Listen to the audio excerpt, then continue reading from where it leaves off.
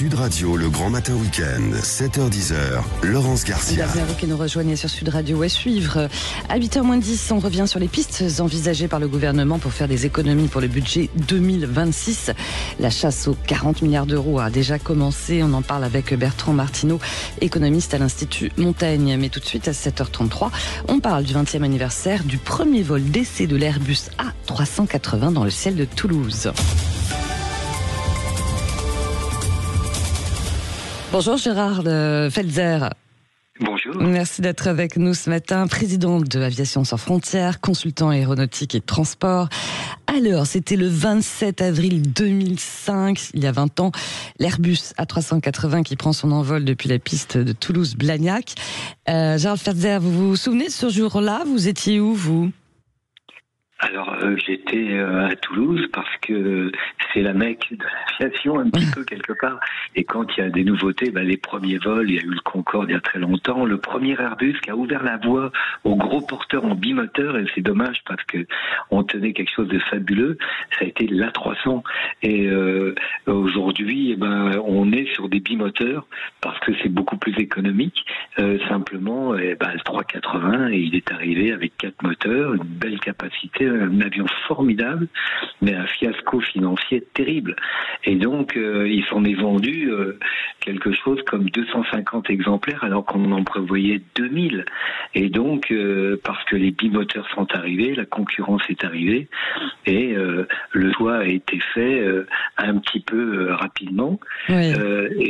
Du coup, voilà, ça coûtait. Mais on a eu la même chose avec le Concorde. Alors, à contrario, le Concorde s'est pas vendu. Vous vous souvenez, une dizaine d'exemplaires, c'était terrible. Mais ça a permis de faire exister la 320, puisque derrière, on a pris toute la technologie du Concorde qui a été conçue à une époque où il n'y avait même pas d'ordinateur. Eh bien, les commandes de vol électriques, le transfert de carburant, le glass cockpit, tout ça, ça a été inventé.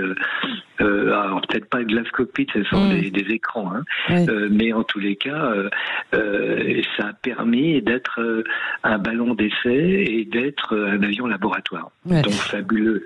Tous les deux avions ont été fabuleux, toujours en ce qui concerne le 380 et le Concorde, évidemment. Oui, c'est ça. Mais pour revenir ce premier vol à 380, en fait, pour ceux qui n'étaient pas forcément là il y a 20 ans, il faut rappeler que c'était quand même un événement mondial, suivi par des millions de téléspectateurs. Oui, absolument. Oui, pourquoi ? Parce que on a osé s'attaquer au 747 de fleuron de l'aviation de grande capacité américain. Sauf que il est arrivé trop tard, parce que faire la concurrence... Il est arrivé trop tard, vous pensez ? Ouais. Le 380 est arrivé trop tard parce que il pouvait plus concurrencer le 747. Les compagnies n'en voulaient plus des grandes capacités.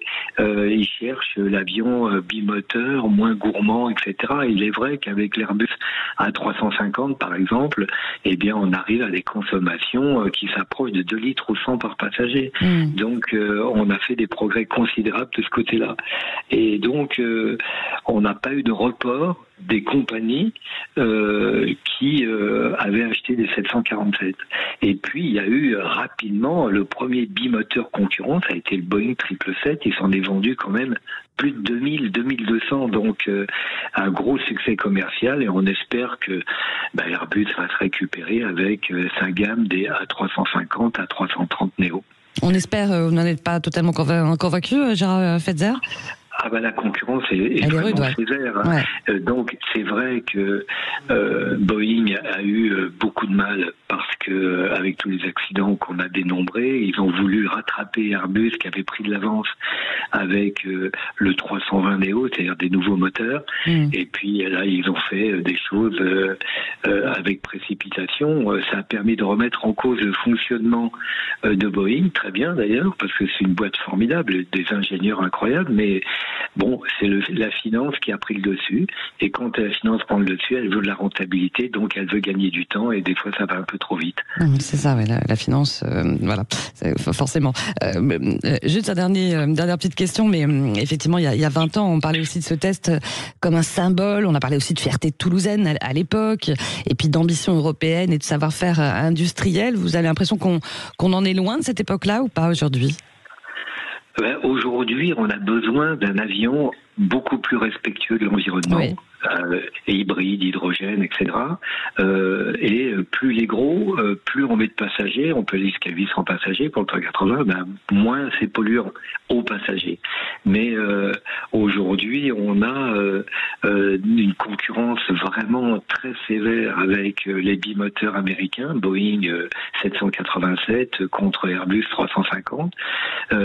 On a des difficultés parce qu'il y a des nouveaux arrivants. Alors les nouveaux arrivants, ils sont pas dans cette gamme d'avions, et ils sont plutôt pour ce qu'on appelle les monocouloirs, c'est-à-dire des moyens courriers. Encore qu'on a fait la 320 pour les longs courriers maintenant, alors ça va peut-être changer la donne. En tous les cas, tous les coûts sont permis. C'est vrai que Boeing a accusé Airbus d'être subventionné, alors que le sont pas, ce qui est complètement faux, parce qu'ils font de l'aviation militaire et qui compensent largement les recherches et développements. Il faut dire simplement, pour conclure, que le 380 a coûté 8 milliards d'euros d'investissement et de mise au point. Et en plus, avec des retards, parce que c'est un avion nouveau, il est gigantesque.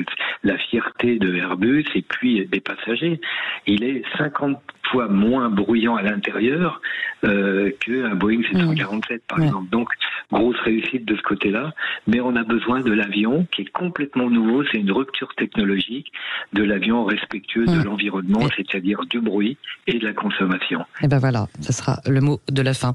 Et ce sera le futur de l'aviation sans frontières. Merci beaucoup Gérard Fetzer. Merci d'avoir été avec nous.